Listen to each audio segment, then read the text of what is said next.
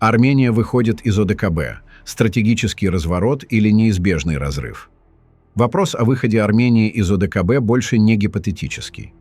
В последние месяцы заявления армянских властей стали предельно ясными. ОДКБ не выполняет своих функций, и дальнейшее пребывание в организации больше не отвечает интересам страны. Никол Пашинян прямо заявил, что Армения уже фактически дистанцировалась от структуры, поскольку ОДКБ не защитила союзников в самые критические моменты. Вспомните 2021 и 2022 годы, когда Азербайджан активно наступал на суверенные территории Армении, а в Ереване ожидали помощи от горе-союзников. ОДКБ тогда предпочла остаться в стороне, отделавшись дежурными заявлениями. Россия, формально гарантирующая безопасность, не только не вмешалась, но и демонстративно игнорировала запросы Армении о военной поддержке. Этот холодный душ стал для армянского руководства и народа окончательным сигналом. Страна находится в одностороннем военном союзе, где она должна выполнять обязательства перед партнерами, но взамен не получает ничего. Армения уже делает активные шаги по смене вектора безопасности. Вы сами это видите в публичном поле, но вне публичности проделывается еще больше работы.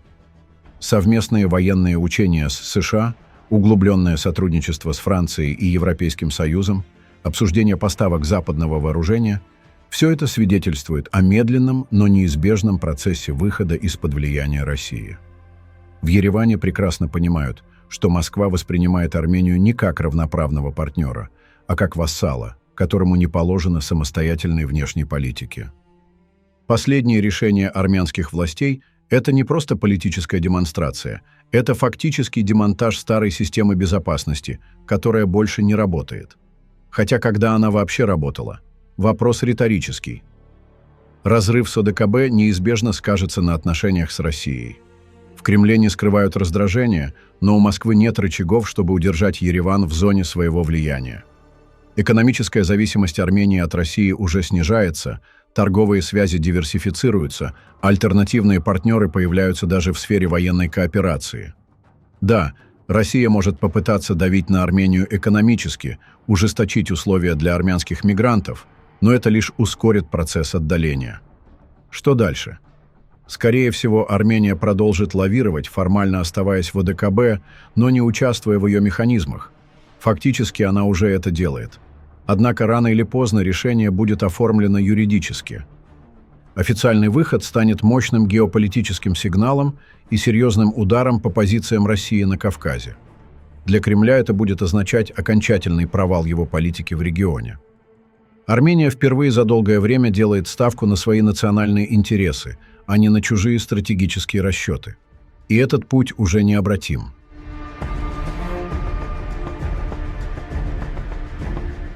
Россия проигрывает. Предательство Кремля по отношению к Армении и унижение со стороны Азербайджана. Когда-то Россия считалась главной силой на Южном Кавказе, но сегодня ее влияние стремительно размывается. Причина проста – предательство по отношению союзников и неумение защитить свои интересы. Сначала Москва сдала Армению, подарив Карабах Азербайджану, а теперь бездействует, наблюдая, как Баку открыто издевается над ней. Кремль предал Армению. Это удар в спину союзнику. Россия, называвшая себя союзником Армении, предпочла занять сторону Азербайджана, позволив Баку захватить Карабах. Ереван остался в одиночестве перед лицом агрессии, что разрушило доверие между народами. Вместо поддержки Армения получила равнодушие, а иногда и откровенное давление со стороны Москвы. Результат очевиден. Армения повернулась спиной к России, а Россия потеряла важнейшего союзника. На фоне этого Азербайджан, получив поддержку и Карабах в подарок, почувствовал безнаказанность. Что касается мазутного мини-султана, то он сегодня демонстрирует, что Москва больше не является силой, способной диктовать условия. Ограничения для россиян, отмена рейсов, громкие обвинения в адрес России – все это делает Баку с явным расчетом, что Москва просто промолчит. Алиев, чувствуя слабость России, пользуется моментом, чтобы выставить ее в невыгодном свете на международной арене. Обвинения в сокрытии фактов по авиакатастрофе, требования компенсаций – это не просто слова, а плевок в лицо Кремлю. Почему Москва терпит? Ответ прост. Россия не готова к жесткому ответу.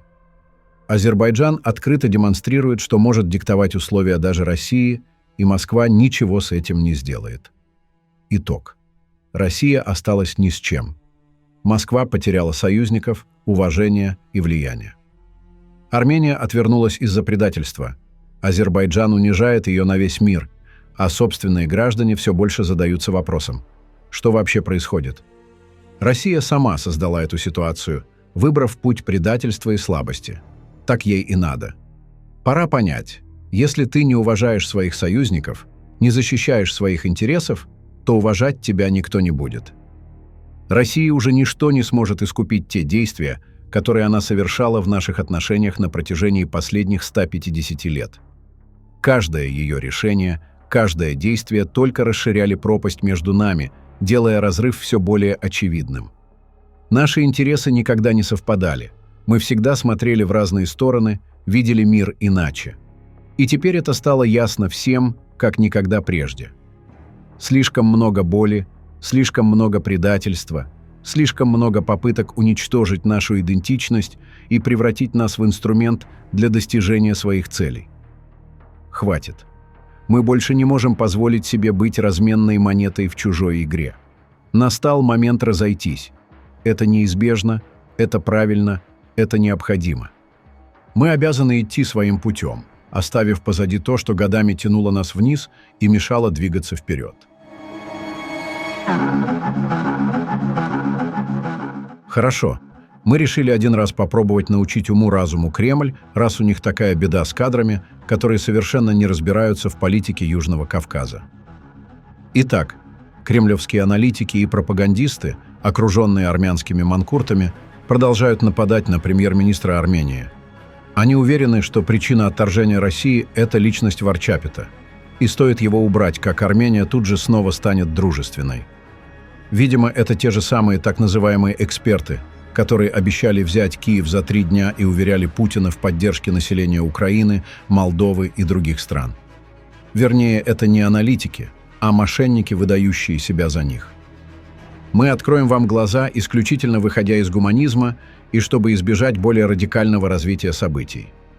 Те, кто продвигают такие идеи, либо абсолютно не понимают реальных настроений в армянском обществе, либо, что скорее, просто дурят кураторов, выбивая бабки на революцию. Проблема не в Пашиняне. Более того, в интересах России, чтобы Никол Ваваевич оставался премьером как можно дольше. Его политика мягкая, а разворот на Запад идет максимально аккуратно по отношению к России. Вы даже не представляете, кто придет к власти, если вы попробуете устранить Пашиняна. Мы вам подскажем. Это будут гораздо более радикально настроенные силы, которые не станут деликатничать. В армянском обществе растет запрос на резкие действия, и поверьте, здесь достаточно людей, готовых воплотить это в жизнь. В результате вы получите не нейтральную Армению, а открыто враждебное государство. А ваши манкурты и агенты, которых пока еще терпят, столкнутся с самыми негативными последствиями, где юриспруденция уже не будет играть никакой роли. Разворот на Запад – это не заслуга Пашиняна. Это результат предательства России. Армения потеряла Карабах, но Россия в результате этого потеряла Армению. Карабах был единственной причиной, по которой армяне терпели грабеж и унижение со стороны России. Не совершайте еще больше глупостей. Вы и так натворили достаточно, чтобы расхлебывать это пришлось не одному поколению россиян. Оставляйте свое мнение в комментариях и подписывайтесь на наш канал, чтобы быть в курсе самых важных новостей мира и нашего региона.